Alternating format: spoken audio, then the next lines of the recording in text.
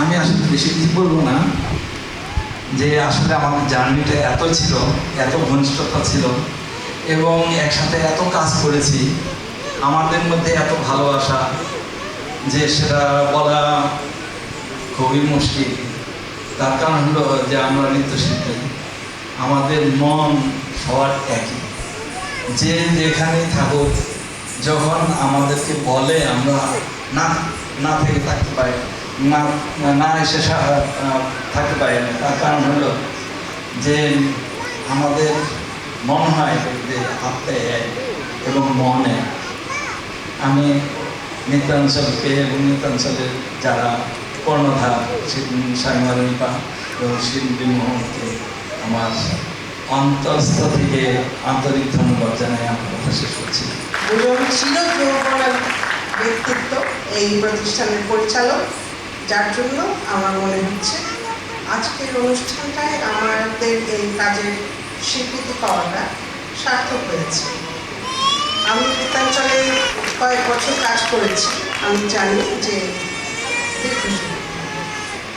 দীর্ঘ সময় কাজ করেছি। আমি জানি যে এই দুজন নাচের জন্য ভাবেন, নাচ নিয়ে ভাবতে চান, ভাবাতে চান, সেজন্যই সম্ভব হয়েছে আসলে একটা এত বড় প্রতিষ্ঠান, দুটো ব্রাঞ্চ খোলা, কমতি কথা নয়। এবং আজকে একটা পুরো অনুষ্ঠান, আর আরেকজনের কথা না বলে পারছি না, গোলাম মোস্তফা ববি, যার পরিচালনায় আজকের অনুষ্ঠানটি হবে। আমি ববির কম্পোজিশনগুলো দেখেছি, ওর শেখানো আইটেমগুলো দেখেছি বিভিন্ন প্রতিযোগিতায়। সেগুলো সবই একটা ভালো মান উত্তীর্ণ প্রোডাকশন হয় সবসময়। আর আজকে প্রথম যে বাচ্চারা আসলো, আমার ধারণা ওরা প্রাথমিক কক্ষে আছে, ওরা একটা পুরো আইটেম করে গেল মঞ্চে হাসি মুখে, সেটাও দেখবার মতো ছিল। ববির কস্টিউম ডিজাইনও আমার খুব পছন্দ। সব মিলিয়ে আজকের সন্ধ্যাটা আমার মনে হয় আমার সঙ্গে আপনারা সবাই ভীষণভাবে উপভোগ করবেন।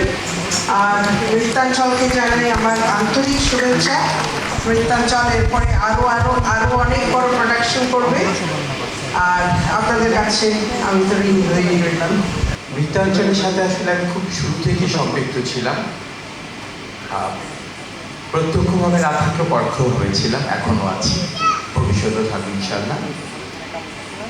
আমার কাছে আজকে যে সম্মাননা দেওয়া হলো তাতে আমার কাছে মনে হয়েছে একটি ছাদের তলায় এক ঘর থেকে অন্য ঘরে নেওয়া।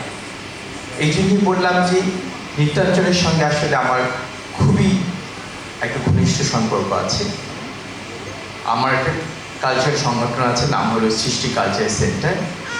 আমরা একটা বড় প্রোডাকশন করেছিলাম বান্দার রূপকথা, আলিবাবা 40 অবলম্বনে, যেখানে নৃত্যাঞ্চল এবং সৃষ্টি কালচার সেন্টার সহযোগী হিসাবে দুজনকে সম্পর্ক হিসাবে কাজ করেছে, এখনও করছি। এই প্রোডাকশনটি করতে যে নৃত্যাঞ্চলের সঙ্গে আরও বেশি ঘনিষ্ঠতা হয়েছে আমার। শামীমা রিকা এবং শিবলি মোহাম্মদ দুজনে আমার খুব ভালো বন্ধু বলেই অনেক পরে সম্মাননা দিয়েছে, না হয়তো আরও আগে ডাক করতো। আমি একজন ভরতনাট্যম শিল্পী এবং বিলায়ত এবং ডক্টর সোমা মুক্তার দুজনই আমার আগে এসেছেন। বিলায়তের সাথে আমি অনেক অনুষ্ঠান করেছি একসঙ্গে। আমাদের সবারই বয়স হয়েছে, বাট এখনও আমরা তরুণ। যখন মঞ্চে যাই তখন মনে হচ্ছে যে এই কিছু নতুন একটা কাজ করছি, তো সেইটি বলছে পরীক্ষা।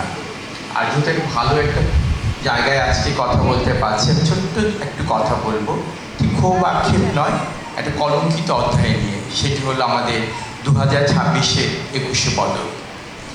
যারা এই পদকটি এবার দিয়েছেন আপনারা সবাই জানেন, যেখানে একজন শিল্পীর জার্নি 70 পর্যন্ত চলে যেতে পারে, তারপরেও পুরস্কার পায় না, তারা মরণোত্তর পায়। আবার অনেকের আছে 50-60 বছরের একটা জার্নিতে তারা পায়। তো এইবার যে পুরস্কারটি দিয়েছে 21শে পদক দিয়েছে, কিসের ভিত্তি দিয়েছে আমি জানি না। যারা দিয়েছে তারা অবশ্যই অপরাধী, এবং যে সম্মাননাটা গ্রহণ করেছেন সেও কিন্তু অসম্মানিত বোধ করেছে আমার কাছে মনে হয়েছে। কারণ সেই ওই জায়গায় যদি আমি থাকতাম আসলে আমি নিতাম না। এই জন্যই নিতাম না যে আমার থেকে অনেক সিনিয়র যারা রয়েছে, আমার গুরুরা রয়েছে, তাদের কথা আমি আগে মানে তাদের কথা ভেবে আমি নিতাম না। আর এই যে পুরস্কারটি এবার দেওয়া হলো সরকারের একটি রাষ্ট্রীয় পুরস্কার কিসের ভিত্তিতে দেওয়া হলো আমি জানি না। এটা নিয়ে আপনারা অবশ্যই কথা বলবেন, যেন পরবর্তীতে এই ধরনের কোনো মানে কালো অধ্যায় যেন আর আবির্ভূত না হয়। আর আমি বলবো যে খুব কম সময়ের জন্য তারা দেশে এসেছিলেন, শাসক হিসাবে বসেছিলেন, কিন্তু তারা দুঃশাসন করেছেন।